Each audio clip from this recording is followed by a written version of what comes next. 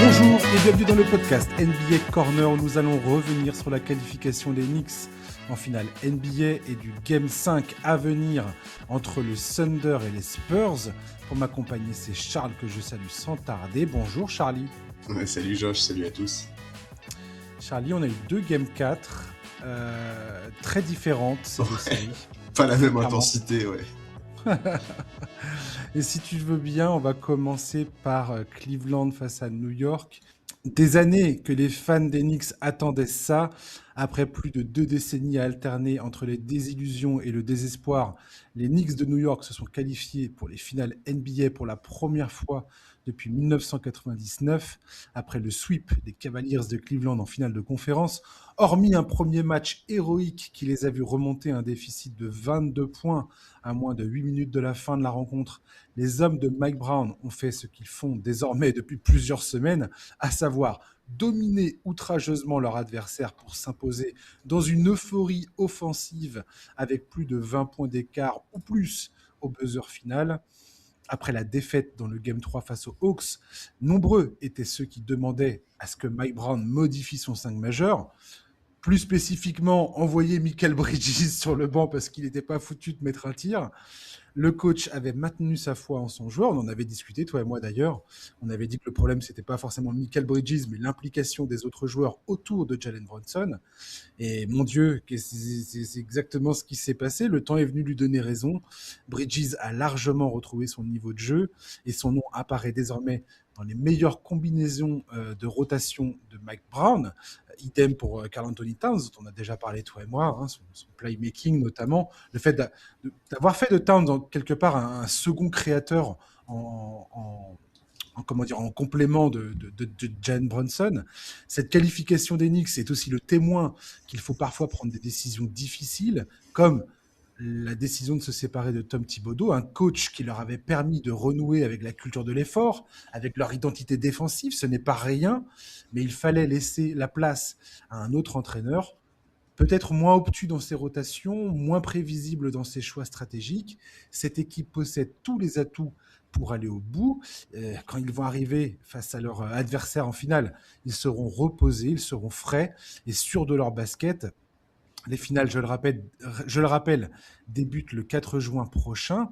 En face, Cleveland n'a pas réussi à prendre un seul match, même si les analytics donnent une sensation d'une série perdue dans un game set. Je déconne. Les Cavaliers... On t'a reconnu, Kenny, on t'a reconnu.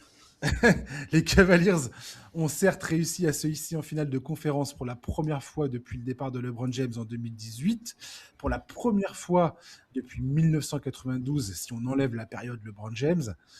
C'est bien, mais les décisions difficiles vont rapidement venir s'imposer pour cette équipe si elle souhaite, elle aussi, construire sur ce parcours. Faut-il garder James Harden, qui a affirmé qu'il voulait re-signer, malgré ses limitations, malgré son historique en play-off, alors que ça va immédiatement propulser l'équipe au-delà du deuxième palier salarial et tout bloquer financièrement. On va en parler toi et moi plus en détail. Faut-il faire revenir Donovan Mitchell? Faut-il continuer l'aventure avec Kenny Atkinson? On va bien évidemment parler de tout ça avec toi, Charles. Mais avant, je veux avoir ton avis sur cette série qui se termine avec ce Game 4 et la qualification des Knicks. Bon, écoute, c'est un sweep qui est finalement assez logique, dans le sens où, passé ce match 1 que Cleveland aurait dû gagner, les Cavs n'ont jamais semblé être en mesure de peser dans cette série. Tu l'as dit, les 3 autres victoires ont presque été des formalités. Dans le match 2, les Cavs se battent une mi-temps avant de plonger dans le 3e quart. Dans le match 3, certes, l'écart a jamais été colossal, ils sont toujours restés plus ou moins au contact, ils se sont bien battus, mais de mémoire, ils sont jamais passés devant au score. Et la nuit dernière, Cleveland a dû répondre un peu en premier quart, mais derrière, c'est la débandade avec un écart qui est monté jusqu'à 45 points. Bon, voilà, on l'avait dit avant cette série, la défense de Cleveland n'était pas équipée pour arrêter une attaque aussi performante que celle des Knicks, qui depuis le milieu de la série face aux Hawks, c'est juste la meilleure de la ligue. Meilleure moyenne de points inscrits, meilleur offensive rating, meilleur net rating. C'est assez fascinant à quel point ils sont en réussite, ne serait-ce qu'en termes d'adresse, c'est absolument fou. On a probablement surestimé la capacité des Cavs à prendre des matchs.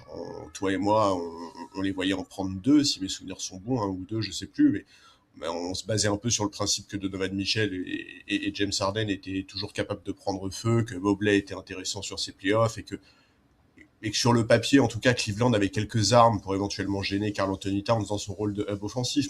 Mais la vérité, c'est que les Knicks sont juste trop d'armes. Je veux dire, se concentrer sur Karl Anthony Towns, c'est se faire détruire par Brunson. Doubler Brunson, c'est libérer des shooters qui mettent quasiment tous leurs tirs. Bon, c'est un sweep logique finalement, vu le déroulement de la série.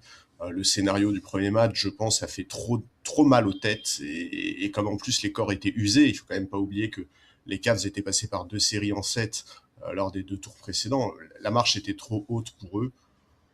Bon voilà, moi je suis très content pour les Knicks. Je trouve que leur campagne de playoff est remarquable depuis les ajustements qui ont été faits dans la série face à Atlanta, comme tu l'as dit, qui leur a permis de se sortir de l'ornière. Bah, ils sont incroyablement dominants. Ils viennent d'enchaîner, je crois, 11 victoires consécutives là. Ils ont sweepé les Sixers, les Cavs. Sur ces 11 victoires, l'écart moyen, ça doit être de plus de 20 points, tellement ils mettent des roustes à tout le monde. En plus, ils ont démontré des vraies ressources mentales, parce que ce match 1, on a tous parlé de l'effondrement catastrophique de Cleveland, mais en attendant, il fallait quand même être solide pour revenir. Et même dans le match 2, face aux Sixers, je crois que c'était le match 2, ils sont accrochés une bonne partie du match, ils font la différence dans le 4e quart-temps. On sait très bien qu'ils ont des joueurs clutch. Voilà, c'est déjà une magnifique campagne de playoff qui récompense les choix faits par Leon Rose, que ce soit celui de virer Thibodeau pour nommer Mike Brown, ou même les choix de ramener Towns, Anunoby, de payer très cher pour un profil comme Michael Bridges. Cette qualification, ça valide tout ça, c'est aussi la sienne. Il n'a pas eu peur de prendre des risques via un coach finaliste de conférence, mettre 5 choix de premier tour sur un joueur. Tout ça, c'est des vrais risques qui ont parfois été critiqués. Et là, ça paye aujourd'hui. Donc voilà, très, très content pour Brunson, qui va connaître ses premières finales. Pour Karl Anthony Towns, qui je trouve est absolument remarquable dans cette équipe, dans sa capacité de s'adapter aux besoins de ses coéquipiers. Il a fait évoluer son jeu, il accepte d'avoir des stats moins reluisantes. Je pense que en termes de points rebonds, c'est peut-être sa pire campagne de playoff depuis la première qu'il a fait, mais en fait, il n'y a aucun problème parce qu'il est tellement indispensable dans le système de Mike Brown et visiblement, il s'éclate dans ce nouveau système. C'est un peu lui qui permet à cette équipe de prendre cette dimension en attaque. En plus, il se bat en défense. Alors certes, avec ses défauts toujours, hein, cette capacité à prendre des fautes un peu bêtes, mais franchement, il fait des efforts et c'est déjà bien, c'est déjà mieux que beaucoup de joueurs. Donc voilà, c'est pas celui qui brille le plus par les stats, mais dans une équipe qui shoot avec une adresse hallucinante et qui met des écarts colossaux à tout le monde, son rôle est vraiment fondamental. Donc ça, je suis bien content pour Towns. Oui, c'est sûr que quand tu gagnes 11 victoires consécutives en playoff, je crois que c'est la 3e plus longue série de victoires en playoff de l'histoire. Euh, ça aide. Ça aide à accepter ton rôle, ça aide à être Schmitten. content avec ce qui se passe et tu as l'impression que effectivement les décisions ont été bonnes et quelque part tu as envie de jouer ton rôle à fond. Et c'est une bonne chose pour les Knicks. Là on est au-delà du coup de chaud pour New York. Là, ils ont vraiment. Tout est en train de prendre forme. Cette équipe est en train de faire corps complètement sur son collectif. Et c'est effectivement magnifique à voir jouer. Ça me fait. Je regardais ça tout à l'heure, mais un article qui rappelait le fait que Landry Shamet a commencé la saison sur un contrat non garanti. Et aujourd'hui, il est là en train de faire des perfs absolument dramatiquement importantes dans cet effectif, où dès qu'il est sur le terrain, avec une certaine combinaison de joueurs, ils sont quasiment imbattables. Donc c'est assez... L'ironie est assez... Enfin, ne passe pas inaperçu du côté des Knicks, quoi. C'est Zach Kram d'ESPN qui a souligné un autre truc dont on avait parlé, toi et moi, dans la preview concernant Cleveland et New York.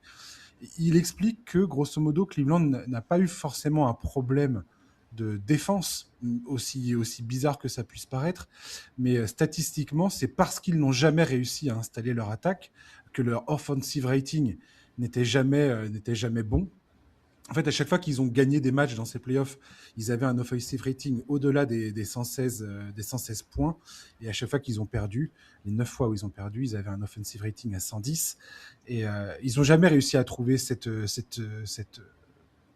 marche collective, cette production qui était une des raisons pour laquelle ils ont fait venir James Harden. C'est ce qu'on a pensé. Je ne sais pas si tu te souviens, toi et moi, quand on parlait justement de cette période de lune de miel qu'il y a eu à l'arrivée de James Harden à Cleveland, où on se disait, mais effectivement, là, c'est très, très rapidement, très vite, ça prend corps, ils sont en train de défoncer tout le monde. Offensivement, c'est redoutable avec Mitchell et Harden qui se répondent enfin, qui alternent, on va dire, pour taper sur la tête de l'adversaire et créer du jeu pour leurs coéquipiers. Effectivement, si tu vois les statistiques de saison régulière de James Harden, le mec est à 21 points, 8 passes, 47% au tir, 44 à 3 points. Il limite ses balles perdues à 3 balles perdues en moyenne à peu près. Donc c'est un joueur absolument idéal. Le problème de James Harden, c'est sa production en playoff. En playoff, il est largement en deçà. Alors, est-ce que c'est un problème mental? Est-ce que c'est un problème qui vient du joueur lui-même? Est-ce que c'est parce que les défenses parviennent systématiquement à freiner un joueur comme James Harden? Mais clairement, il y a une question qui se pose le concernant dans sa production. Il a eu 6 matchs dans ses playoffs où il a eu plus de ballons perdus que de paniers inscrits. Euh, et la liste est longue. Et il y a encore des gens qui le défendent. Il y a encore des. Même James Harden lui-même qui dit j'ai trouvé que mes performances étaient tout à fait acceptables et il n'y a aucun problème à ce niveau-là. Je conçois ceux qui veulent pointer du doigt le positif en disant Ouais. on atteint pour la première fois les finales de conférence et il faut se concentrer peut-être là-dessus et souligner ce truc-là. Ok, certes, mais comme je le disais tout à l'heure en introduction, euh, la question de James Harden, est-ce que c'est le gars sur lequel tu vas compter pour dans les moments chauds? Enfin, là, je veux dire, il n'y a même pas eu de moment chaud. Alors, Kenny Atkinson a dit, sans toi, on passe pas le premier tour, on passe pas le second tour, et on se qualifie jamais pour les finales de conférence où on se fait sweeper par les Knicks. C'est une façon de voir les choses. Moi, j'adhère pas Ouais, du tout à ce point de vue. c'est un peu facile comme lecture. Je veux dire, sans toi, ça veut dire que Garland est là. Enfin, tu vois, c'est de la fiction, en fait. C'est du basket fiction. Ça me semble compliqué de. Enfin, moi j'avoue que j'ai un peu de mal à analyser le parcours de playoff des Cavs. C'est une sortie qui est vraiment abrupte, qui fait mal dans la manière. Et c'est vrai que, bon, là, on est dans la journée qui suit le match. Alors, la culture de l'instant pousse les choses à voir très en noir. Enfin, pousse à voir les choses, pardon, très en noir après un sweep pareil. Et c'est vrai qu'en plus de ça, moi j'avoue que les Cavs ils m'ont gavé sur ces playoffs. Alors c'est vrai qu'ils ont fait mieux que la saison dernière, mais la saison dernière, leur parcours de playoffs, il a été pourri par les blessures. Et dans le jeu, moi je trouve pas enfin je trouve que les Cavs de cette saison jouaient moins bien que ceux de la saison dernière. Ça, j'ai pas trop de doute là-dessus. Alors il faut sûrement prendre un peu de recul pour juger de leur saison. Atkinson l'a dit, à ses yeux, c'est une vraie réussite. Et quelque part, je le comprends. Une finale de conférence, c'est une progression. C'est une première pour Donovan Mitchell. Maintenant, moi, je trouve que la manière est pas belle. Mais toujours est-il que, voilà, factuellement, d'un pur point de vue résultat, on peut pas lui donner tort. Faire une finale de conf, c'est une réussite. Bon, on verra. On sait que le cas Atkinson lui-même peut faire l'objet de discussions parce que ses choix ont fait quand même beaucoup débat. Sa communication a interrogé aussi. Hein. Là récemment, et comme tu t'as fait un petit clin d'œil là-dessus. Il a expliqué que selon les stats avancées, ils avaient gagné 2 des 3 premiers matchs. Bon, ok. En attendant, il a lui-même reconnu que son poste pouvait être en danger. Et le cas de James Harden, bah oui, il va devoir être tranché. Alors lui, il est visiblement satisfait de lui-même au moment de faire le bilan de son arrivée. Et là encore, en fait, d'un pur point de vue résultat, je peux comprendre cette lecture des choses. Au moment du trade, ni toi ni moi on y croyait. Je pense qu'à l'époque, on les voyait pas forcément être en finale de conférence. Il a Je peux été dire un truc par signé. rapport à Ouais, ça? bien sûr, bien sûr. Par rapport à ce qu'on avait dit à l'époque, on n'y croyait pas, toi et moi, parce que quelque part, on aurait pu écrire exactement ce qui s'est passé là. On aurait pu écrire le fait que la saison régulière, et c'est ce qu'on on disait, il me semble, la saison régulière, c'est cool, c'est beau, c'est magnifique, ça gagne, très bien. Mais que la question de James Harden à Cleveland, c'était en playoff qu'elle serait tranchée avant tout. Et deuxième chose, c'est que vu son âge aujourd'hui, Cleveland, là, que ce soit Donovan Mitchell, Kenny Atkinson et même Evan Mobley et James Harden lui-même, sont tous là à dire on n'est pas loin, je suis sûr qu'on a un palier à passer, laissez-nous encore un peu de temps et vous allez voir, on va concrétiser les choses. Et je n'y crois pas une seconde. Je ne crois pas que James Harden soit un joueur qui te permette. Pour moi, c'est un joueur qui s'écroulera tout le temps dans les moments chauds. Dans les game sets pendant ses playoffs, il est à 13 points de moyenne, 4 passes, 26% au tir, 10% à 3 points. C'est impossible. Ah mais je suis d'accord, mais n'empêche que ils ont été en finale de conférence. Mais je suis complètement Complètement. d'accord avec ton bilan. En fait, c'est pour ça, si tu veux, à mon avis, qu'il y a cette lecture-là du côté des Cavs, c'est que oui, effectivement, les playoffs, c'est pas la saison régulière. N'empêche que même avec un James Harden ciblé en défense, irrégulier en attaque, beaucoup de ballons perdus, une adresse en berne, bah, ils sont en finale de conférence. Il y a eu des matchs où il a parfois su tenir un peu la baraque quand Donovan Mitchell était à la peine. Il a été important dans certaines séries. Maintenant, c'est clair qu'il a fait son âge. Et enchaîner les séries en 7 à bientôt 37 ans, c'est difficile. Je pense aussi que ça a joué sur sa production là face aux Knicks.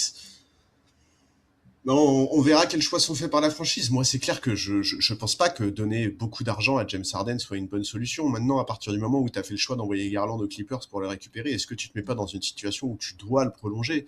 euh, je... La question, évidemment, ça va être celle de son salaire. Je pense que Hmm. prolonger Harden n'est pertinent que s'il accepte de voir son salaire être divisé au moins par deux. Maintenant, est-ce qu'il va l'accepter? Ça, j'en suis pas sûr. Le problème, c'est aussi qu'il est visiblement très soutenu par Donovan Mitchell, qui, en conférence de presse, est quand même venu nous expliquer que James Harden avait révolutionné le basket et qu'il était sans équivalent dans l'histoire de la ligue. Bon, est-ce que c'est le genre de déclaration qui va le pousser à accepter de demander un contrat plus faible? J'en doute fortement. Donc j'ai un peu peur qu'il soit encore vu comme un joueur à qui tu donnes un gros contrat. Moi, j'ai vu des gens fantasmer sur un possible quatuor, James Harden, Donovan Mitchell, LeBron James, Giannis Antetokounmpo. Bah, bon courage pour payer les factures, les gars. Hein, Bon, on peut parler de ça parce qu'il y a quelques idées de chiffres qui sont sorties par rapport à tout ça, justement, dans la presse américaine. Pour en revenir sur James Harden et Darius Garland, effectivement, quand tu fais ce choix-là, quelque part, pour moi, ce choix est validé dans le sens où Darius Garland posait un problème défensif et avait un manque comment dire, il tenait pas la route en playoff. À chaque fois, il finissait par se blesser et ça posait systématiquement problème à Cleveland qui a décidé de dire ça suffit, on va changer notre trajectoire. Oui, mais attends, si ton diagnostic c'est problème en défense plus ne tient pas la route en playoff, je suis désolé, le remède ça peut pas être James Harden. Alors, laisse-moi finir. Ok. Justement, James Harden est un joueur plus grand, qui offre plus de possibilités en termes de couverture défensive, notamment par sa capacité à défendre le poste si besoin est. Garland, lui, ne se faisait que violenter sur le périmètre. Et s'il était comment dire, diminué offensivement, il y avait vraiment plus de chance. Enfin, ça marchait pas. Ça marchait pas leur histoire. Ils ont fait ce pari-là, qui tout d'un coup paraissent pertinents à leurs yeux, puisqu'ils arrivent en finale de conférence. Mais je ne pense pas, personnellement, qu'Arden soit la solution. Pour moi, c'est un trompe-l'œil. Alors, pour moi, qu'est-ce que ça a mis en exergue? Ça a mis en exergue la nécessité pour Cleveland d'avoir un deuxième créateur à côté de Donovan Mitchell. Mais j'ai presque envie de dire qu'aujourd'hui, dans la NBA moderne, ça fait partie de la to-do list pour n'importe quelle franchise qui décide de jouer, enfin d'avoir une ambition. Tu ne peux pas avoir qu'un seul créateur, c'est pas possible. On le sait tous. C'est deux créateurs minimum et une profondeur de banc obligatoire. Aujourd'hui, c'est les deux éléments constitutifs d'une équipe qui se veut contender. Et après, tu as, la qualité, le talent et, bref, et la cohérence d'un groupe. James Harden, là, aujourd'hui, il a une option joueur. S'il a une option joueur à 42,3 millions. Logiquement, ce qu'il se dit, c'est qu'il va la refuser et qu'il va signer pour un peu moins cher. Mais pas un peu moins cher, pas ce que tu as dit là, tout à l'heure. Tu as dit la moitié moins. Ça devrait pas être la moitié moins. Ça devrait être un peu moins cher. Et j'ai pas trouvé. Je regarderai pendant que tu réponds à ce que je suis en train de dire. Je crois qu'il y avait une idée de la durée, mais, euh, mais voilà. Je crois pas qu'il y ait encore de durée. Admettons, il signe pour 3 ans ou 2 ans avec une nouvelle option joueur. Quoi qu'il arrive, ça n'arrange absolument pas les affaires de Cleveland, qui vont probablement devoir signer une prolongation avec Mitchell. Alors, soit il la signe là, soit il la signe l'été prochain quand il atteint les 10 ans dans la ligue, ce qui va lui permettre d'avoir encore un salaire plus important, sauf que il commence à avancer en âge, Mitchell. Donc, Mitchell, est-ce que c'est le joueur que tu as envie de voir porter ta franchise pour les 5 années à venir, payé comme un franchise player? Pour moi, c'est une vraie question. Là, s'il signe cet été sa prolongation, il peut obtenir 4 ans et 277 millions de dollars. C'est énorme. Et ça se terminera en 2030-2031 quand il aura 34 ans. C'est un choix qui n'est pas complètement évident à faire à mes yeux. Et s'il attend encore une saison, donc il sera dans sa 10e saison, et là il pourra réclamer 5 ans et 352 millions de dollars. Et je veux dire, là, Cleveland, pour moi, dès cet été, ils doivent absolument décider, est-ce qu'on confie notre franchise à Donovan Mitchell? Ce choix-là, il doit être fait maintenant et pas demain. Enfin, pas dans 2 ans, pas quand tu l'auras signé, quoi. James Harden, admettons qu'ils prennent moins, selon même n'importe quelle durée, le truc de faire venir LeBron James dans l'équation, mais c'est quasiment impossible. Ils seront au-dessus du deuxième palier de la convention collective. Donc, ce qui les bloque de partout en termes de pic de draft, en termes de transferts possibles, parce qu'il faudra faire matcher les salaires et ainsi de suite. Enfin, la liste des contraintes va être absolument colossale, sachant qu'ils étaient déjà au-dessus de la limite du deuxième palier cette saison. Donc, il y aura en plus l'effet répétition qui va arriver. LeBron James, je crois qu'il faut qu'il signe pour 6 millions, 6,1 millions. Ça veut dire qu'il prend 88% de moins que ce qu'il gagne aujourd'hui et probablement beaucoup moins que ce qu'il peut avoir ailleurs. Je pense, Charlie, qu'il n'y a aucun monde où LeBron James débarque. Et tout à l'heure, tu parlais de Giannis Antetokounmpo, mais là, on est dans la fanfiction la plus totale. Jamais de la life, t'as Giannis Antetokounmpo, Donovan Mitchell, James Harden et LeBron James. Ça n'existe pas. Ça n'existe pas. Financièrement, c'est impossible. Ah, c'est possible si LeBron prend Ah, t'as personne derrière, quoi. Ouais, ah ouais, c'est ça. Si LeBron prend un minimum vétéran, ce qui effectivement, moi, me semble très improbable. Alors, je pense que s'il y a bien un endroit où il peut accepter de le prendre, c'est Cleveland. Mais dans l'absolu, je suis d'accord avec toi, j'y crois pas. Et non, mais la question centrale, t'as raison, c'est celle de Donovan Mitchell. C'est effectivement cet été, tu dois Je pense. décider si oui ou non tu construis avec Donovan Mitchell, mais pas que Donovan Mitchell, en fait, le coaching staff aussi, tu vois. Bien sûr. Pareil, typiquement, si tu décides de remplacer Atkinson, il faut absolument s'asseoir avec son remplaçant et lui dire, bon, bah, voilà, qu'est-ce qu'on fait, qu'est-ce que tu veux faire, est-ce que tu veux construire ton équipe autour de Donovan Mitchell, et à partir de là, il faut composer. C'est évident que moi j'ai du mal à comprendre les fans qui veulent sacrifier Evan Mobley pour faire venir une star comme Giannis. Je comprends qu'Evan Mobley ça soit un joueur frustrant. Moi j'aimerais quand même bien le voir dans un contexte avec des joueurs de backcourt un peu moins coffre à ballon que Donovan Mitchell, voilà, tout simplement, hein, un peu plus porté sur le collectif et sur la relation avec un intérieur, ce que Mitchell est quand même pas réputé pour faire. Bon, ça va être un été compliqué du côté des Cavs. Moi j'avoue que j'ai un peu peur du côté, bon bah on a atteint les finales de conférence, avec en plus, Complètement. une équipe qui a finalement eu assez peu de temps pour travailler. Et d'ailleurs c'est un peu ce que Donovan Mitchell a dit aussi. Hein. Donovan Mitchell il a dit ah oui mais avec Harden on a eu que 3 mois pour travailler. Imaginez ce que ça va être après un été entier à bosser, après des mois et des mois de mise en place tactique, etc., etc. C'est sûr qu'on va être encore plus fort. Écoute, s'ils y croient, ok, très bien. Moi, j'y crois pas. Je pense pas que ça puisse être beaucoup mieux que ce qu'on a vu là. Mais encore une fois, si le front office se rend compte que bah il faut conserver Donovan Mitchell parce que bah tu pourras pas forcément réussir à avoir beaucoup mieux que lui et en tout cas dans cette timeline là, c'est-à-dire qu'il a encore moins de 30 ans Donovan Mitchell. Et ça va être difficile en fait si tu gardes Donovan Mitchell de pas lui donner son James Harden parce que ça a quand même l'air d'être un doudou auquel il est attaché. Oui, oui, c'est là où Kobe Altman, le président des opérations basket des Cavaliers, va avoir des décisions à prendre. Je veux dire, c'est ce qu'on vient de dire par rapport aux Knicks et Tom Thibodeau.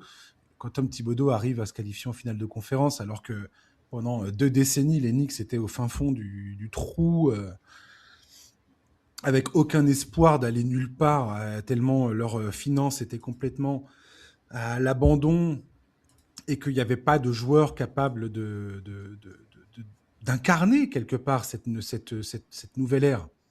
Et ils ont trouvé ça, ils ont construit patiemment. Ils ont su bouger quand il fallait bouger. Mais voilà, ça demande un minimum de planification. Le problème de Cleveland aujourd'hui, comme tu viens de le dire, c'est en faisant les finales de conférence, tu as vite fait de te laisser un peu étourdir en te Ouais, c'est disant ça. mais on n'est pas loin, mais en fait on est juste là, on était à Eh deux oui. doigts de réussir et d'un point de vue analytique, on est champion NBA. Ouais les gars, bien sûr, mais continuez à vous bercer des illusions qui sont les vôtres. En fait, on est dans une situation où, et c'est fou à dire, mais presque pour l'avenir de la franchise, ça aurait peut-être été mieux de perdre en demi contre Détroit. Oui, peut-être, je sais pas. En tout cas, je pense que l'analyse du front office doit être sans pitié. Ouais, ils doivent être très froids, tout à fait. Et là, par exemple, c'est le beat writer de Cleveland sur The Athletic qui explique notamment que si jamais Harden décide de faire jouer son option pour la saison prochaine à 42,3 millions et de ne pas renégocier là, tout de suite, il n'y a que 13 millions qui est garanti.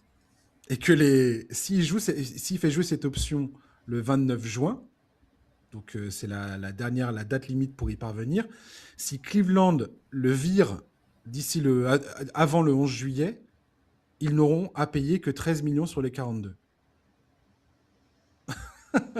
C'est énorme Oui, comme économie. oui, Sauf que mais ce qu'ils expliquent, c'est que, et ça c'est pareil, toi et moi on en parle beaucoup, en termes d'image pour la franchise, c'est impossible. Il explique bien. James Harden est un joueur qui est très apprécié au sein de la ligue, auprès des autres joueurs notamment, et que si jamais il venait à lui faire un coup comme celui-ci, c'est-à-dire rompre le lien de confiance et la parole donnée, euh, parce qu'il a clairement rejoint Cleveland avec quelque part une idée qu'il allait poursuivre au-delà de la saison qui vient de s'achever. ouais. Donc voilà. Il, Et puis il y a le côté comment tu le remplaces aussi. Enfin, à un moment, James Harden, c'est le plus gros temps de jeu moyen de cette équipe en playoff Ah quand non, même, tu vois. mais C'est, Charlie, moi je vais être extrêmement brutal. Pour moi, tu ne vas nulle part avec Donovan Mitchell en tant que franchise player, ça tu le sais déjà que je le pense. Tu vas nulle part avec James Harden, ni en option numéro un, ni en option, enfin, surtout pas en option numéro un aujourd'hui. En option numéro 2, c'était jamais lui qui aurait dû être cette option numéro 2, ça aurait dû être Evan Mobley. Et ni en numéro 3, de toute façon, quoi qu'il arrive. Je pense qu'Arden te permet d'identifier un besoin. Voilà, il faut un joueur qui est capable de créer tout ça, tout ça.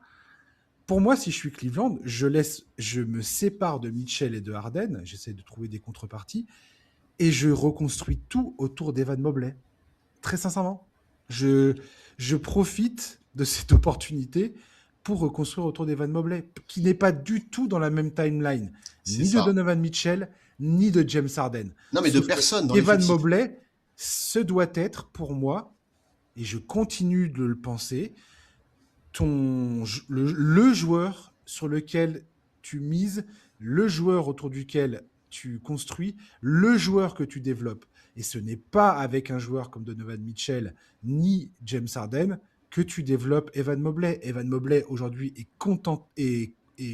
cantonné à un rôle de suppléant. Et pour moi, ça c'est absolument Ça fait chier. contre-productif pour son évolution personnelle. Ouais, Très alors, je sincèrement. suis d'accord maintenant. Sur le papier, je suis complètement d'accord avec toi.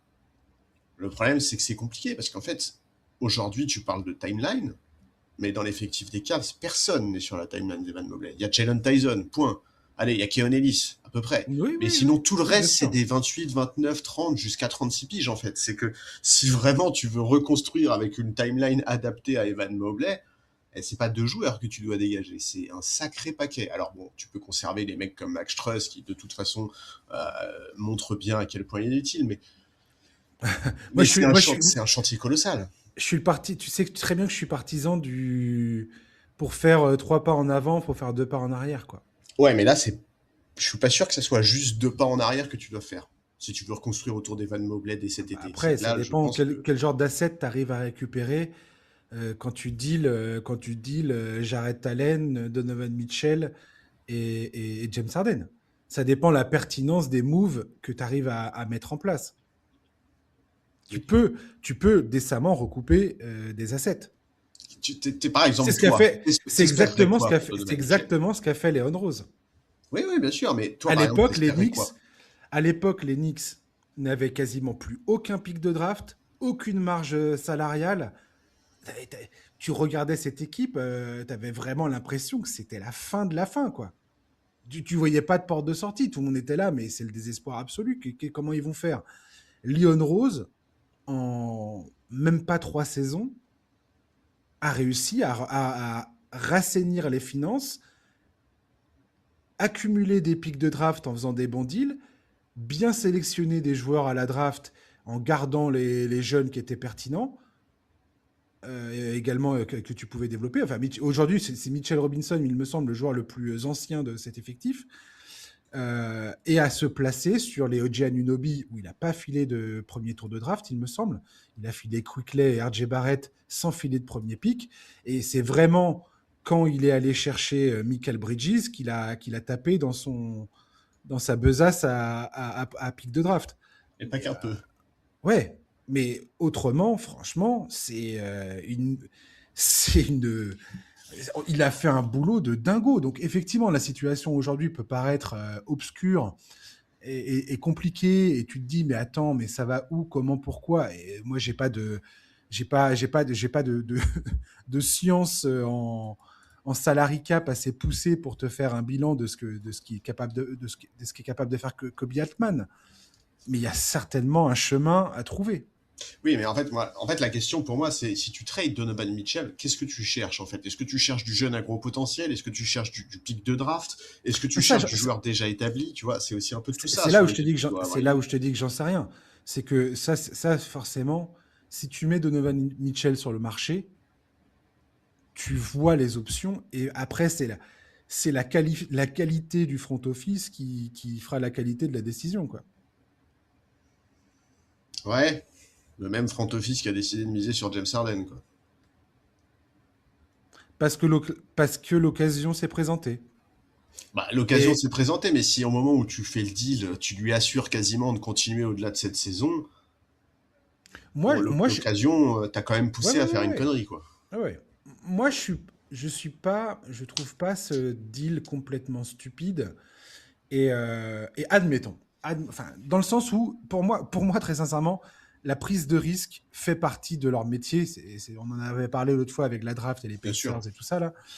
Voilà, la prise de risque fait partie du boulot. Et cette prise de risque-là, je comprends la décision de Cleveland de se séparer de Darius Garland. Je comprends la tentative faite avec James Harden. Et James Harden, quelque part, c'est peut-être le moindre de tes soucis dans l'histoire. Parce que lui, si tu lui proposes pas de rallonge, tu peux lui dire, écoute James, on va peut-être pas re-signer tout de suite, fais jouer ton option et voilà, on n'est pas sûr de là où on va aller quoi. En fait, pour moi, Et tout comme dit dépend Daryl des Morey, engagements que tu as quitte à pris. rendre la situation inconfortable, tu vois. Oui, mais en fait, pour moi, tout dépend des engagements que tu as pris, encore une fois. Tu vois, c'est qu'effectivement, si tu t'es Ah engagé ouais, mais auprès de il James y a rien, Harden à le y a rien qui est prolonger, si- y a rien qui est signé, Charlie. Ils sont obligés non, mais tu d'arriver. l'as dit toi-même avant, Harden, c'est un joueur qui est extrêmement apprécié dans la ligue. Si tu lui as fait des promesses Hum, hum, que hum, hum. derrière le mec te fait atteindre, enfin, participe à cette campagne de playoff qui te permet d'atteindre les finales de conférence et que derrière tu lui dis, bah, au fait, tu vois, toutes les promesses qu'on t'a fait, bah, finalement, on a Hum. changé d'avis. C'est un vrai problème pour le front office. Je suis d'accord avec toi, rien n'est signé, Je tout est suis d'accord. encore possible, et effectivement, le chemin d'Ariel Morey est tout à fait possible, mais n'empêche que pour la réputation du front office, c'est quand même pas terrible de faire ça. Mais Parce que, c'est pas impossible. Parce que Harden peut devenir un contrat expirant la saison prochaine à 42 millions, que tu peux éventuellement trader si jamais la situation s'envenime. C'est Hmm. un joueur que tu peux garder à la manière qu'ont fait les Clippers à l'époque, après avoir s'être débarrassé de Paul George, que tu peux garder en tant que playmaker, et c'est un excellent joueur de saison régulière. Donc ça permet de faire le tampon entre deux périodes. Et puis après, bah, soit tu arrives à le transférer à la date limite des transferts et à dire vas-y James, on va te mettre bien, on va te mettre sur un contender qui va croire encore une fois comme cette saison que James Harden va être l'option, va être le mec qu'il faut avoir dans son effectif pour passer un palier. Voilà, je pense que c'est une option possible. À moins que James Harden accepte de prendre moins. Mais pour moi aujourd'hui, Cleveland n'a rien à faire dans le business James Harden. Il devrait s'en extraire immédiatement. Je suis d'accord, surtout si on parle effectivement de montants autour des 30 millions. Ça, c'est trop. C'est trop. Quand bien même tu grilles un peu ton image. Le jour où tu offres un salaire à 50 millions à un autre joueur, cet autre joueur ne sera pas complètement. Si tu arrives à construire une équipe qui a du sens autour d'Evan Mobley et qu'il y a un vrai chemin pour être compétitif dans la conférence Est, Oh, ça va moi prendre je. du temps, hein, je pense, hein. Oui, oui, oui, mais clairement, c'est pour ça. Enfin, je veux dire, tu sais, les gens ont la mémoire courte en NBA, hein. Oui, c'est vrai. Tout à fait. Le coup de couteau dans le dos d'hier est passé sous silence 2 saisons plus tard, hein. C'est vrai. C'est vrai, mais bon, écoute, ouais, on va voir. En tout cas, clairement, pour moi, les Cavs, c'est une des équipes les plus intéressantes à suivre cet été parce que les décisions qu'ils vont prendre, ils peuvent vraiment prendre des décisions de fou. Enfin, je dirais, tout bouleverser ou alors au contraire décider de ne rien changer. Et là, pour le coup, je serais inquiet pour la suite. En fait, moi, ce qui me glace le sang si je suis fan des Cavaliers, c'est l'ardoise. L'ardoise à payer, quoi. C'est absolument colossal. Ça veut dire que là, en l'occurrence, s'ils font rien de fou, s'ils re-signent un peu la plupart des gros bonnets de cette saison-là, à savoir Mitchell, Harden. euh, Tous les autres, ils sont sous contrat l'année prochaine. ouais, mais Dean Wade ne l'est pas et Keon Ellis non plus, par Ah exemple. oui, c'est vrai, Donc, Dino, ouais.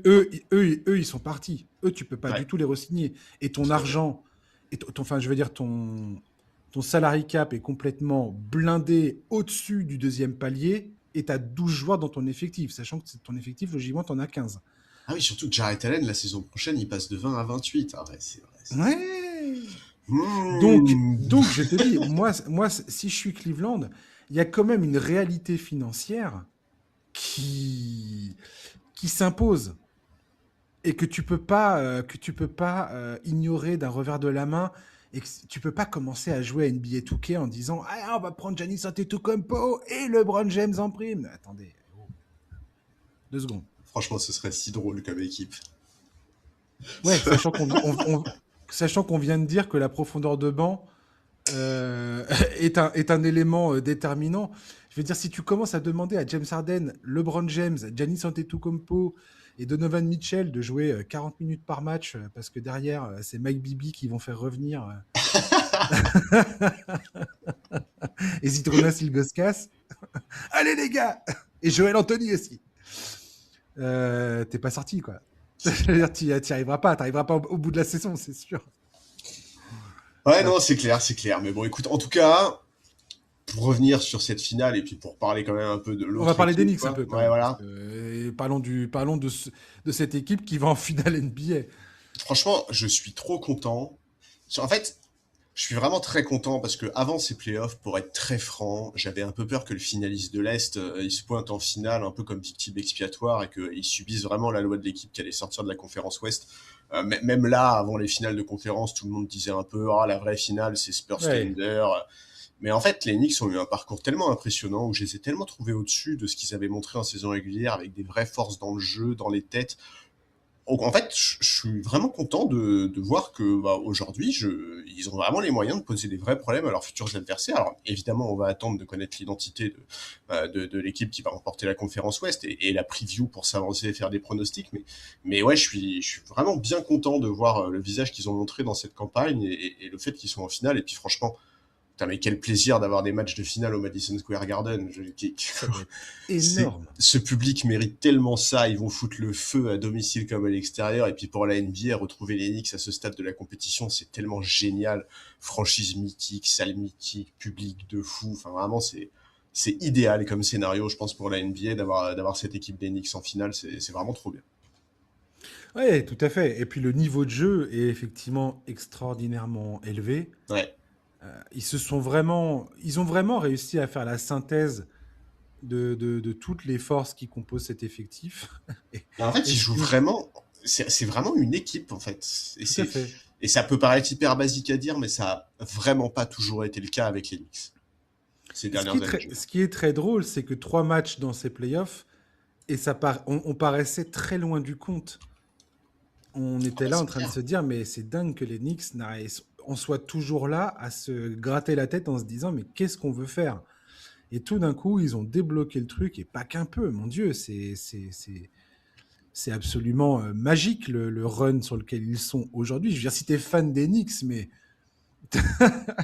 y a pas, tous les matins, tu te réveilles, t'as la banane, quoi. T'es là, tu te dis, mais j'ai jamais envie que ça s'arrête. C'est vrai. J'ai envie que le rêve continue. Surtout qu'en face, euh, quand bien même je pense que les Knicks ont du répondant et ont des arguments à opposer à n'importe quel adversaire qui se présentera en phase 2, en face, c'est tellement une bataille de tranchées Ouais, c'est ça. absolue, et on va en parler tout à l'heure, que voilà, on commence déjà à compter le nombre de blessés, les joueurs diminués, et l'état de fatigue mentale et physique dans lequel l'équipe va se pointer face aux Knicks va être une donnée qui, pour moi, est absolument déterminante C'est ça. Et puis, dans ce qui... le pronostic que je vais faire le jour où on fera la preview de ces finales. Je Bah vais oui, bien être sûr, les obligé quatre de prendre ça en fraîcheurs. Bah, considération. c'est clair, ça va être une donnée. Alors bon, on peut pondérer un tout petit peu tout ça en rappelant quand même que, bon, franchement, ils ont quand même pas joué des cadors, les Knicks, dans ces playoffs. Je veux dire, Atlanta leur a posé des problèmes au début, ensuite ils ont rien pu faire face aux ajustements. Les Sixers étaient vraiment pas prêts Ouais, je vois ce que tu veux dire. Ouais. à opposer une vraie résistance aux Knicks. Les Cavs, là, les Cavs, on s'attendait pas à grand chose de leur part avant la finale de conférence. En plus, ils sortaient quand même de 2 séries en 7, et on sentait bien que ça pesait un peu dans les jambes. Donc, c'est vrai, les Knicks sont plus forts que ce qu'on aurait pu prévoir. Ils seront aussi beaucoup plus reposés. Maintenant, j'attends quand même de voir ce qu'ils vont donner face à un niveau défensif, parce qu'on va en parler un peu, hein, après de la série à l'Ouest. Mais quelle que soit l'équipe qui va passer, il y aura une défense en face, comme les Knicks n'ont pas encore rencontré dans ces playoffs. Oui, absolument pas même. Absolument pas. Et clairement, aujourd'hui, ce qui paraît assez magnifique avec les Knicks, c'est que ils ont un offensive rating qui serait de loin le meilleur offensive rating de la saison régulière. Ils ont un defensive rating qui serait parmi les meilleurs de toute la saison également. Ils sont d'une productivité en termes d'adresse qui est hallucinante. Ils ont une efficacité dans les tirs de champ à 3 points qui est écœurante. Enfin, je veux dire, c'est fou. Et ils ne font pas que gagner les matchs, ils atomisent littéralement leur adversaire à chaque fois. C'est ça la grande différence. C'est-à-dire que on peut dire, ouais, l'adversaire n'est pas très fort en face, ou diminué, ou ralenti, ou je ne sais quoi. Mais n'empêche que, voilà, ce ne sont pas que des victoires, ce sont des gifles Oui, c'est ça. Et monumentales puis, qu'ils mettent à leurs adversaires. ouais, c'est ça. Et puis, ils ne leur laissent rien. C'est-à-dire que Voilà. on en voit chaque année des équipes en playoff qui sont au-dessus de leurs adversaires, mais qui lâchent un ou deux matchs parce que t'es pas à 100% constamment. Voilà, c'est des choses qui arrivent. Et d'ailleurs, c'est un peu le scénario sur lequel on avait misé dans cette série. C'est pour ça qu'on avait donné une ou deux victoires aux Cavs. Non, les Knicks, quand ils foutent un pied sur le parquet en ce moment, c'est pour éclater l'adversaire, vraiment. C'est ne rien leur laisser. C'est un truc de fou. Vraiment, c'est un truc de fou. Même Mmh. mené de 20 points, les mecs n'ont qu'une seule obsession, c'est aller gagner le match. Et ce qui est assez amusant avec cette équipe des Knicks, c'est qu'aujourd'hui, Mike Brown a à sa disposition, enfin, il a réussi en plus à utiliser ce temps pour identifier des rotations qui fonctionnent du tonnerre. C'est-à-dire qu'aujourd'hui, n'importe quel line-up avec Landry Shamet dedans, si tu mets par exemple, il y a une combinaison, la combinaison magique pour les Knicks, c'est Landry Shamet, Karl Anthony Towns ou Bronson. Ah bah là, c'est un 5 avec Shamet ou Towns ou Bronson, c'est de la cocaïne pure, quoi. Les mecs, ils te défoncent s'il y a Shamet sur le terrain. Ils ont également réussi à identifier leur banc, leur rotation avec Deuce McBride, avec Mitchell Robinson, comment l'utiliser au mieux, avec qui, comment tu peux contrer les défenses quand elles essayent de jouer en ignorant Josh Hart. Pareil, ils ont réussi à trouver des solutions, à mettre en place des stratégies qui, pour l'instant, fonctionnent. On verra à quel point ça fonctionne et à quel point les ajustements d'une de ces deux formations à l'Ouest les mettra face à de nouvelles décisions stratégiques. Mais pour l'instant, ils ont réussi à passer toutes les épreuves et pas un peu. C'est-à-dire qu'à chaque fois, une fois qu'ils ont été mis un peu en difficulté, ils ont trouvé non seulement la solution, et puis après, ils ont marché sur la tronche de l'adversaire, quoi. Donc, Ouais, c'est ça. Et puis il y a aussi le côté. c'est fou, quoi. En fait, j'allais te dire, on faut aussi attendre de voir comment ça se passe un match où ça ne rentre pas. Parce qu'il y a quand même, on parle quand même d'une équipe, là, sur leurs 11 victoires consécutives, je crois qu'ils tournent à 42% à 3 points. Hein. Non, mais C'est délirant. Mais en et réalité, ça, on et l'a déjà ça, vu. les adversaires des Knicks depuis le début des playoffs sont historiquement mauvais à rentrer leur shoot ouvert. Ouais. C'est-à-dire qu'il y a dans les 3 séries qu'ils viennent de faire là, à chaque fois les probabilités des shoots ouverts étaient en deçà de ce que ça aurait dû être par rapport à la qualité des tirs obtenus par leurs adversaires. Et à chaque fois, ils shootent largement en dessous de la moyenne, enfin largement, en deçà de la moyenne, ce qui aide en plus. Enfin, d'un côté, tu as les Knicks qui sont bouillantissimes, et de l'autre, tu as une équipe qui arrive à générer des tirs ouverts, mais qui ne les rentre pas. Ouais, et même quand ils sont pas bouillantissimes, ce qui était le cas sur le premier match, Ouais. de mémoire sur le premier match face aux Cavs, ils doivent être aux alentours de 30%. Bah, en fait, ils trouvent quand même des solutions. Je veux dire, s'il le faut, on sait très bien que Jalen Brunson est toujours capable de prendre feu dans des dimensions qui sont exceptionnellement rares à ce niveau de compétition. Donc, en fait, ouais, pour l'instant, ils arrivent toujours à trouver des solutions. Est-ce que ça sera le cas face à une défense c'est probablement les 2 meilleures défenses de la ligue là qui se jouent à l'Ouest. Ça va vraiment être quelque chose à surveiller et ça va être quelque chose d'intéressant. Oui, tu as tout à fait raison. Et, euh, et dans le cas d'OKC, effectivement, tu te retrouves face à une défense sur le périmètre qui est sans commune mesure avec ce que les Knicks ont vu jusqu'alors. Très clairement, ça va les changer de Donovan Mitchell et James Harden. Et si c'est les Spurs, tout d'un coup, c'est la raquette qui va être totalement bloquée. Maintenant, si je suis fan des Knicks, j'ai envie de voir San Antonio. Je pense que Bah, tu m'étonnes. Hein. pour l'instant, euh, je pense que les Knicks match up beaucoup mieux face aux Spurs que face à OKC. Oui, et puis sur le papier, les Spurs ont plus de faiblesse qu'OKC, qu'on le veuille ou non. Je veux dire, Ah oui, complètement, ouais. c'est un terrain inconnu pour eux. Je veux dire, les finales NBA, c'est un terrain inconnu pour les Knicks. Bah, ce serait pareil pour les Spurs, ce qui n'est pas le cas pour OKC. Voilà, il y aurait plus un pied d'égalité, et en plus, il y a une confiance concernant les Knicks qui ont battu les Spurs dans la finale de la NBA Cup, qui les ont battus de façon assez claire en mars, alors que les deux équipes étaient à peu près, il me semble qu'elles étaient à peu près sur un effectif où il n'y avait pas d'absents déterminants, enfin il n'y avait pas des absents cruciaux d'un côté comme de l'autre. Donc je pense je pense qu'ils croient en leur capacité à prendre une série face aux Spurs. Ouais, c'est Face au ça. KC aussi, hein, je dis pas qu'ils n'auraient pas l'intention de la remporter, mais ça peut vite tourner autrement, quoi. Tout à fait. Et effectivement, il faut pas non plus s'enflammer sur des trucs sur lesquels on a un échantillon. Tu vois, par exemple, typiquement Landry Shamet. Bah oui, Landry Shamet, effectivement, il est de toutes les line-up les plus performantes. En même temps, le mec sort d'une série où il a shooté à 90% à 3 points.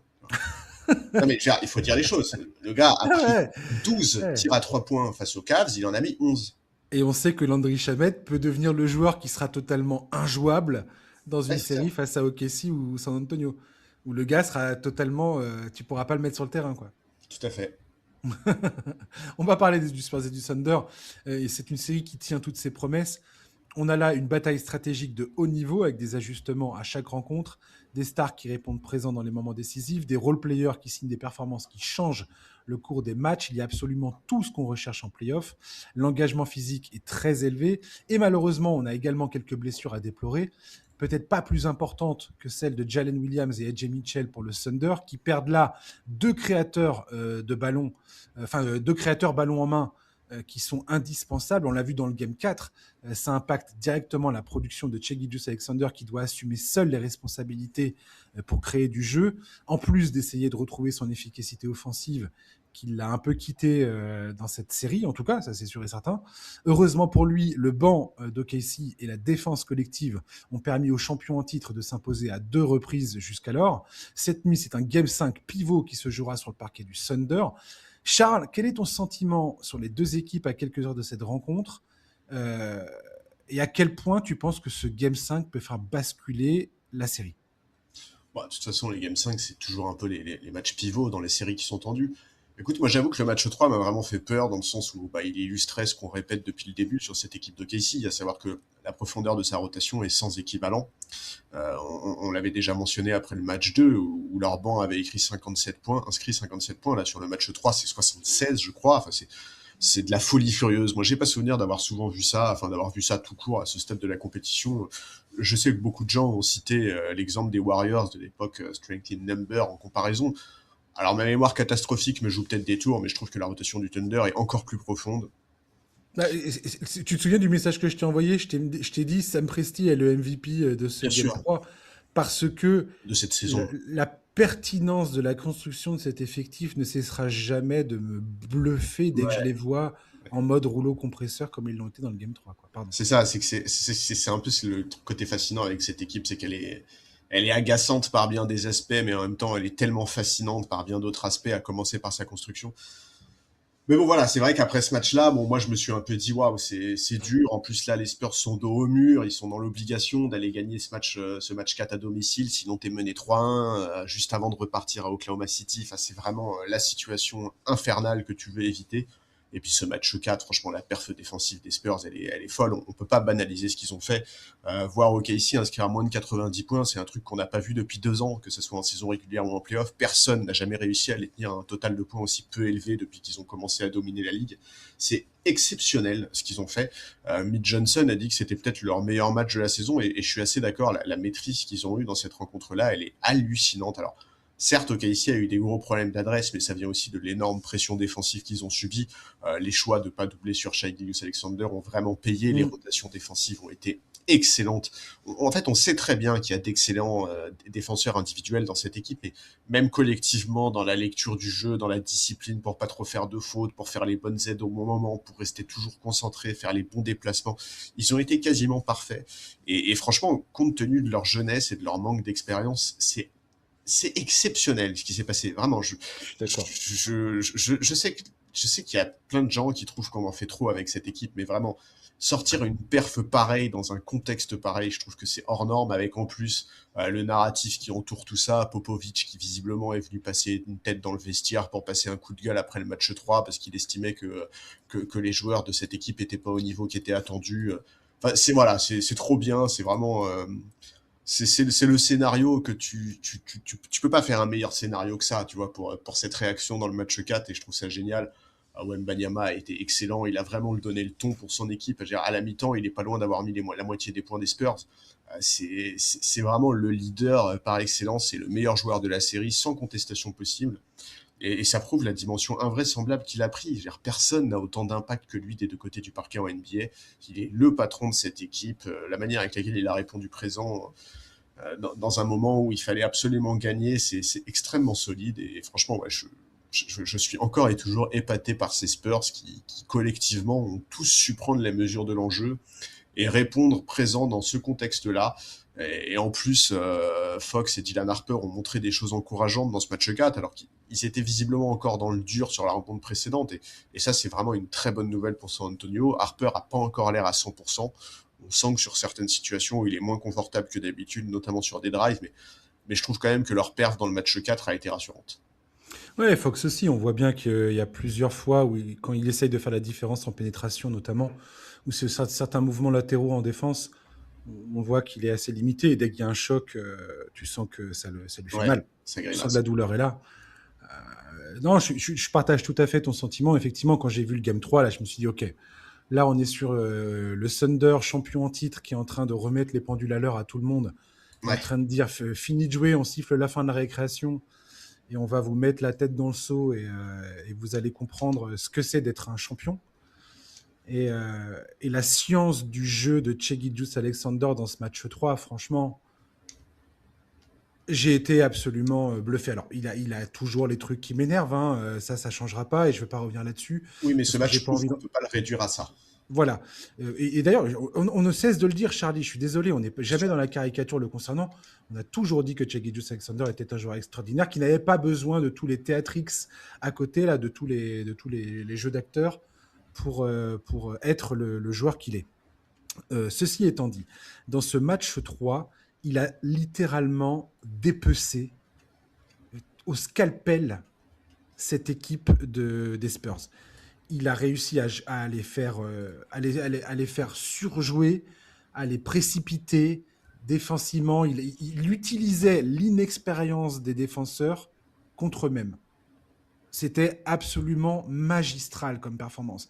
Il arrivait à manipuler Victor Wembanyama et ses mouvements défensifs pour semer le doute dans la défense intégrale des Spurs. C'était absolument magnifique. Ouais, la manière avec laquelle il a contrôlé ce match est Mais absolument merveilleux. c'était dingue. C'était dingue. Franchement.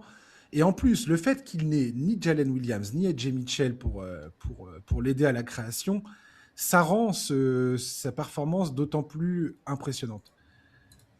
Dans le match 4, c'était beaucoup moins ça, parce qu'effectivement, les Spurs ont changé de schéma défensif, ils ont changé le positionnement de Victor Wembanyama, ils ont changé la façon dont ils défendent sur Shai Gilgeous-Alexander. C'est plus des espèces de trappes pour lui faire lâcher le ballon, mais on lui laisse le ballon et on va l'obliger à attaquer et on va venir avec des espèces de... En fait, ils font un peu la défense que fait OKC.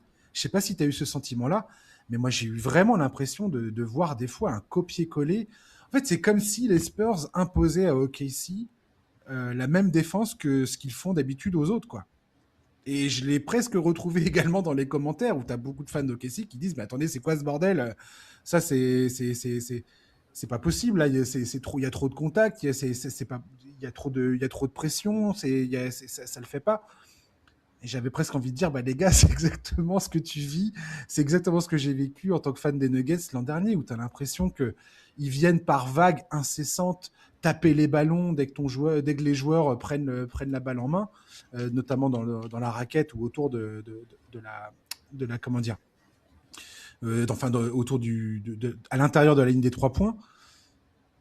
Et ils se sont fait presque manger avec à la recette ils ont l'habitude d'opérer sur les autres équipes. Donc, Bien sûr, ils ont goûté leur propre poison, c'est évident. c'est ça, évident. exactement.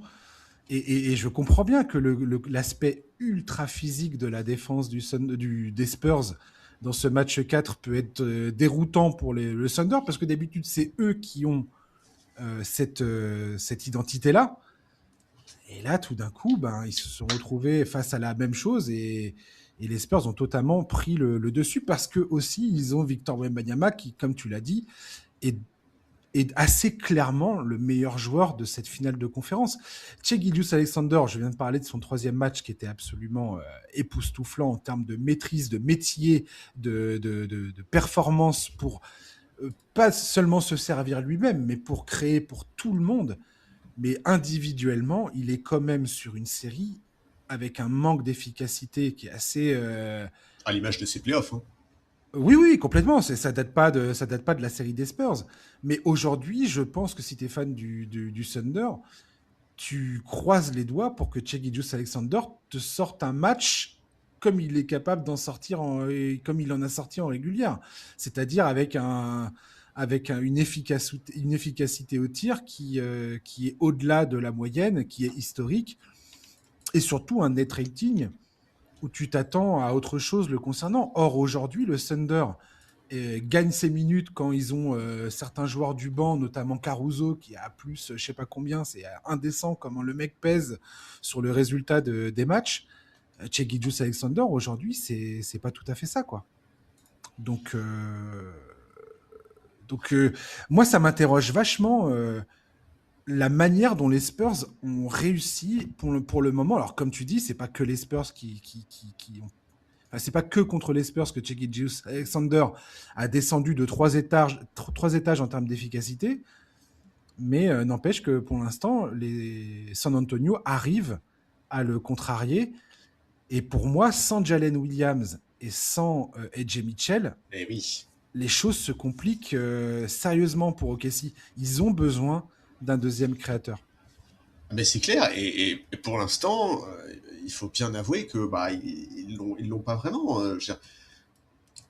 Bon, c'est Kayson Wallace là qui a pris la place dans le 5. Il a des qualités qui sont très différentes. C'est un super défenseur, mais il a des limites offensives qui sont bien plus importantes que les deux blessés. Il n'a pas du tout la même capacité à créer du jeu, et c'est clair que les blessures de Jalen Williams et AJ Mitchell, ça peut être un énorme problème.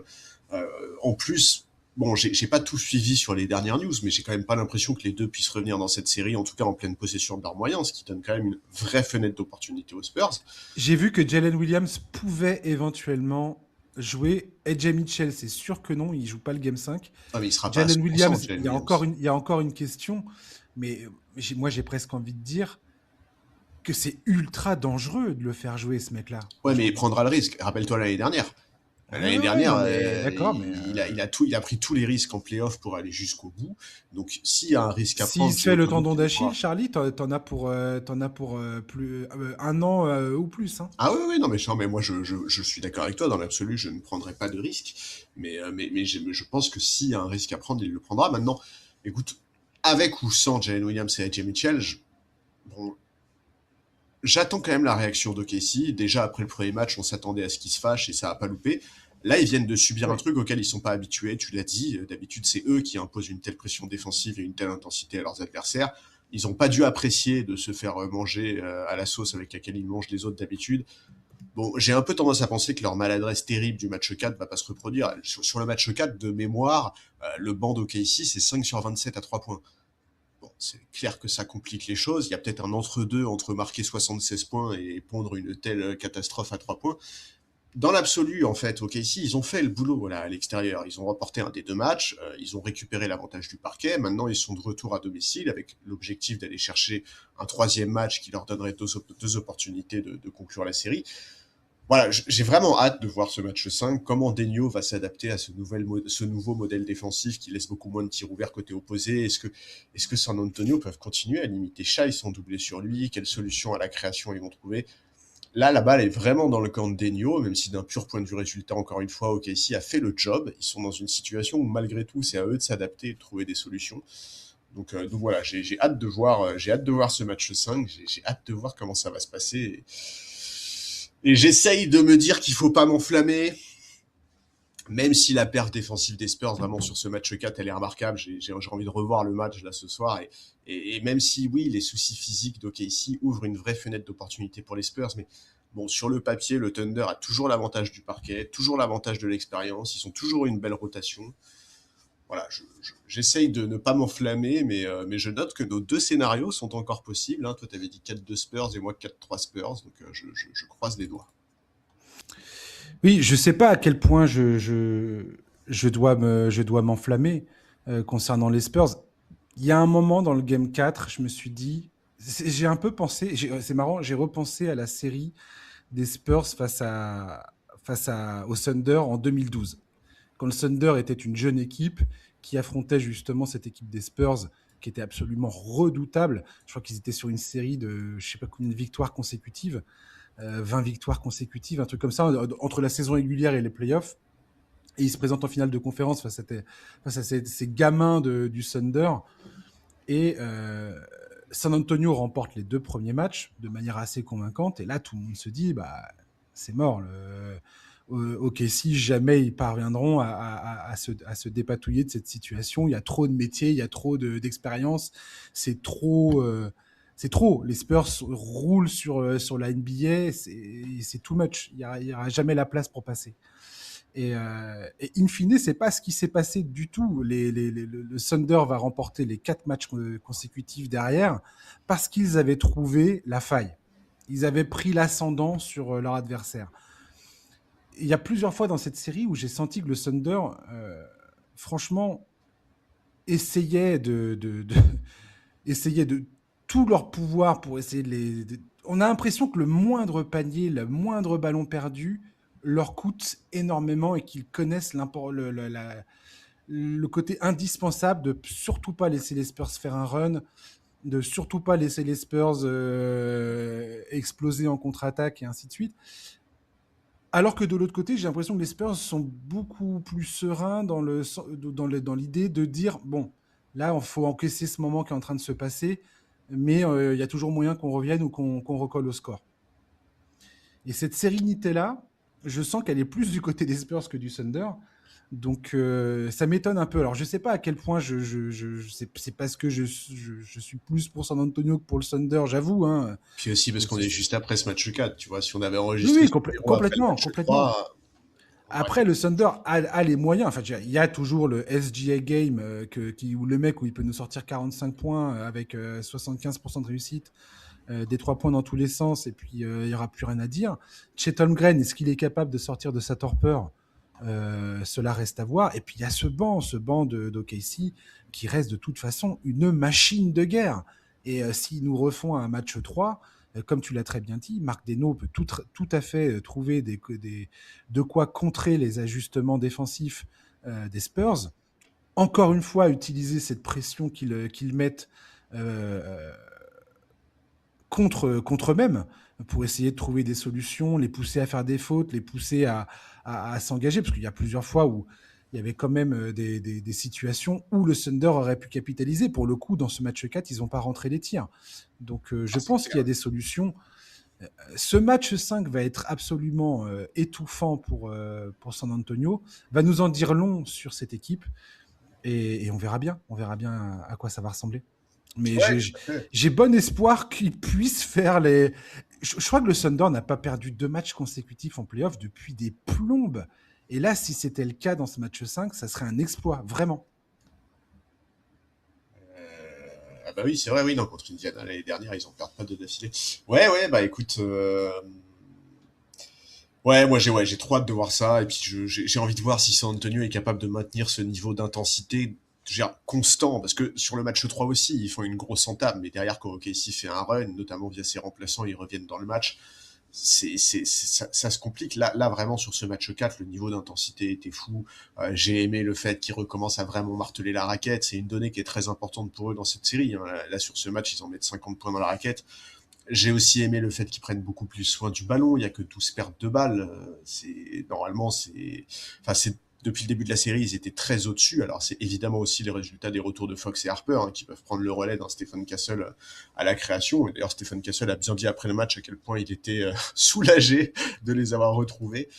Mais ouais, voilà, ouais, cette équipe, elle est trop fascinante en fait. Je sais qu'on en fait beaucoup, mais il faut mesurer à quel point ce qu'ils font compte tenu de leur jeunesse, c'est incroyable. Je veux dire, le chemin idéal qu'on imaginait pour les Spurs au fil de la saison, c'était celui d'OKC, une première campagne de playoff où tu passes un tour, tu identifies quels sont tes manques, tu apprends pour la suite, tu fais évoluer ton effectif en fonction de ce que tu as constaté, et c'est seulement la saison qui suit que tu donnes la pleine mesure de ton potentiel.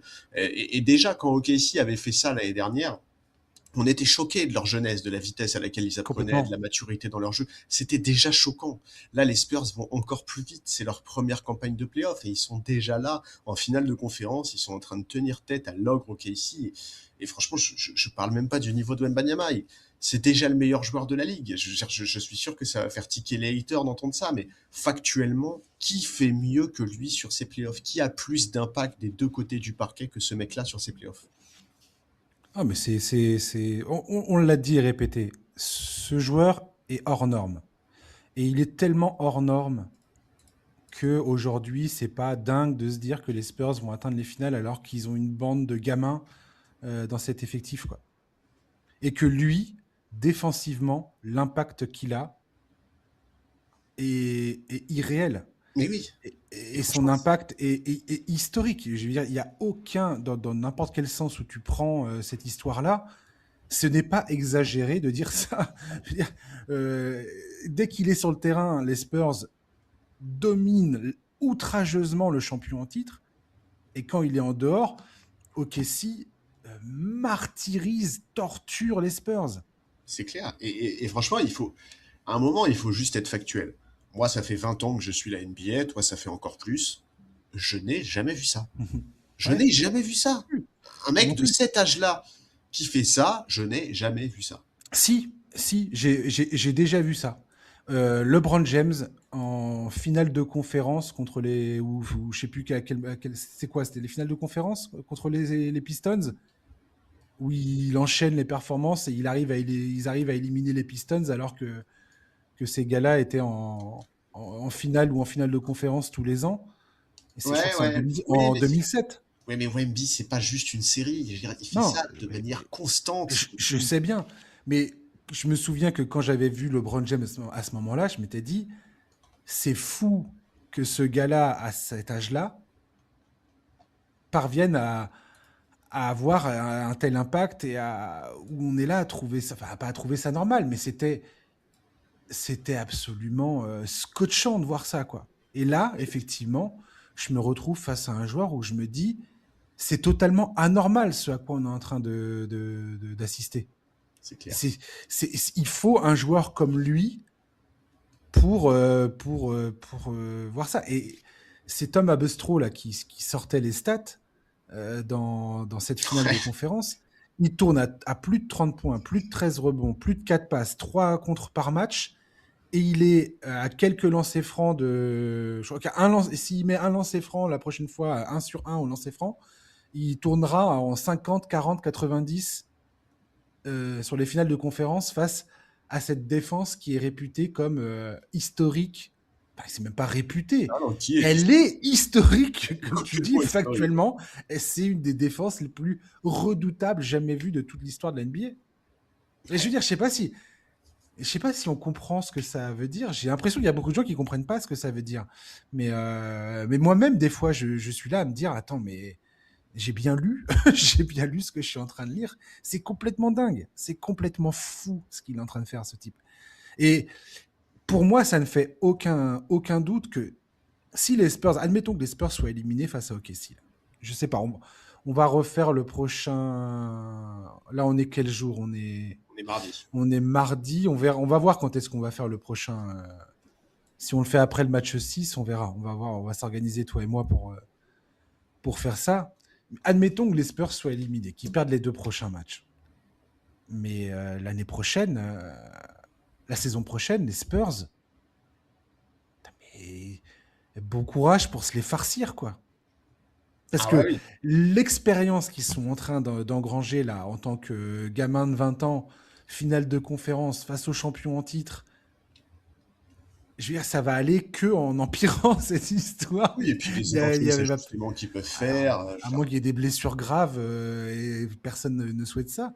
Mais mon Dieu, ah non, mais c'est clair. Et puis en mon plus, Dieu. ils ont un très bon front office, donc s'il y a des ajustements à faire, on peut leur faire confiance. Enfin, ouais, ouais, c'est vraiment incroyable. Ouais, il faut vraiment croiser les doigts pour pas qu'il y ait de blessures, parce que le noyau de cette équipe, il est fascinant et il peut aller très très très très très loin. Et Ouais. effectivement, en match 5 cette nuit, match 6 dans la nuit de jeudi à vendredi.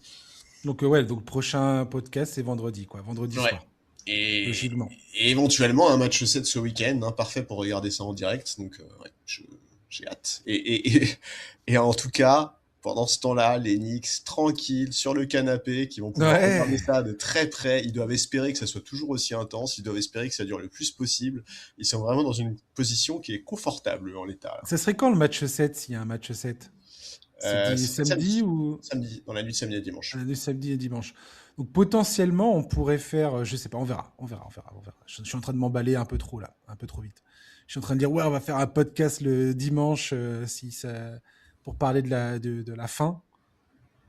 C'est potentiellement si c'est les Spurs, je dis que c'est pas complètement fifou de faire ça. Sachant qu'on a le temps, hein, parce que si les finales commencent le 4, les finales commencent jeudi.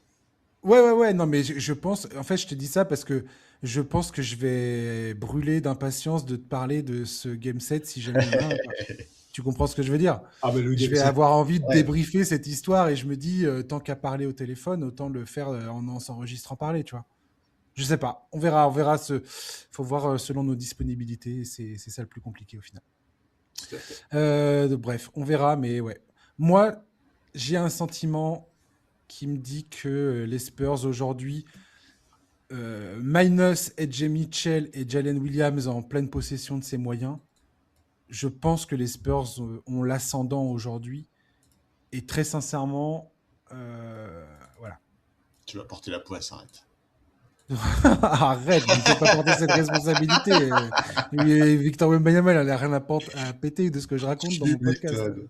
Il n'y a pas grand-chose qui peuvent l'atteindre, lui, c'est clair.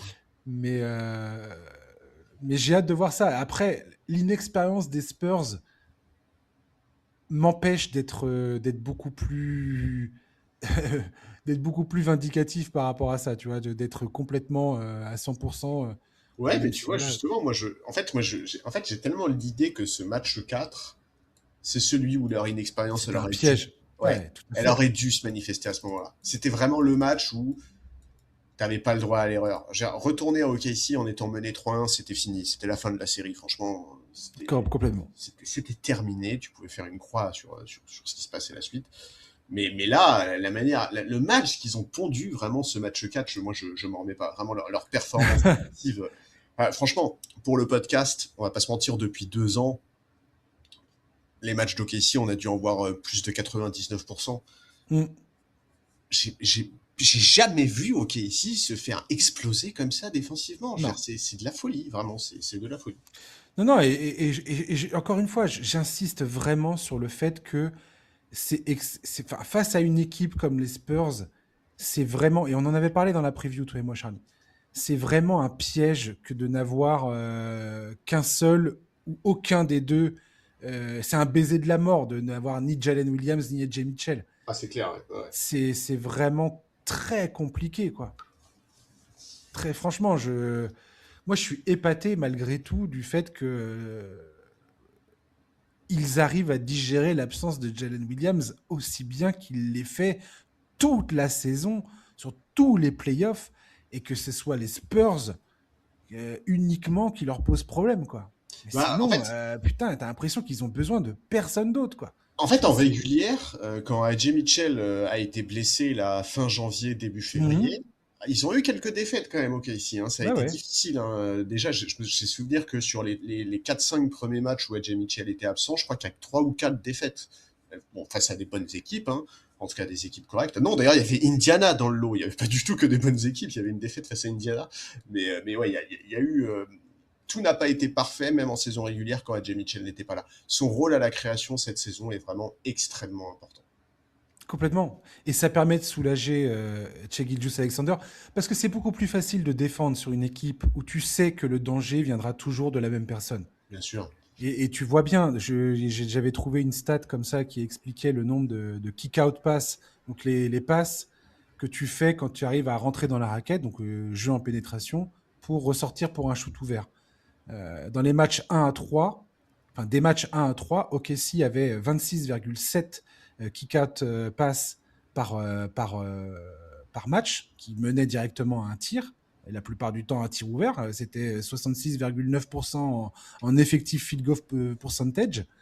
Donc c'était absolument énorme. Et ça tenait aussi de la stratégie des Spurs de dire, bon, on va laisser Caruso ou on va laisser un tel ou un tel prendre un tir. L'important, c'est de bloquer Che. Ils ont totalement changé de stratégie dans le Game 4. C'est ce que tu as dit tout à l'heure, d'ailleurs, très, très justement. Dans le Game 4, donc, c'est plus 26,7 qu'ils ont eu, c'est 15 kick-out pass. Et il y a eu 46,7%. Et quand tu vois effectivement, comme tu l'as très bien dit tout à l'heure, les rotations, tout part du positionnement de Victor Wembanyama, qui était toujours maintenu poste bas. Il défendait toujours le côté opposé du ballon, quasiment. Alors, ils ont essayé d'exploiter ça. Ils ont mis un moment, Marc Deno a placé, comment il s'appelle, Jared McCain, dans le côté, dans le corner où il y avait Wembanyama, justement pour l'obliger à sortir quand le ballon arrivait jusqu'à Jared McCain. Et éventuellement, ensuite, lancer une rotation défensive et le jeu de passe qui permettait de trouver des tirs ouverts. Mais à chaque fois, les Spurs avaient la réponse. Et c'est aussi parce ils ont des athlètes hors du commun sur le terrain. Et ce que tu as dit tout à l'heure, une discipline pour leur âge qui est voilà qu'on avait vu avec le Thunder, mais moi je pensais vraiment que le Thunder était l'exception qui confirme la règle. Et là, les Spurs sont exactement à ce niveau-là d'exigence et de discipline. Et ça, c'est vraiment fou en fait. C'est clair. Ouais, non, mais c'est clair. C'est fascinant. Franchement, c'est vraiment fascinant de suivre Les cette close-out, équipe et merde. cette finale de conf. Et c'est ça où New York, si tu joues les Spurs ou OKC, c'est là où New York va. Je pense qu'ils vont être choqués au premier match. Je vois pas d'autre chose. Ils vont être choqués de la rapidité des rotations et à quel point non seulement la raquette est totalement verrouillée, parce que soit tu te cognes Chet Holmgren et Isaiah Hartenstein, soit tu te cognes Wembanyama, donc bonjour tristesse.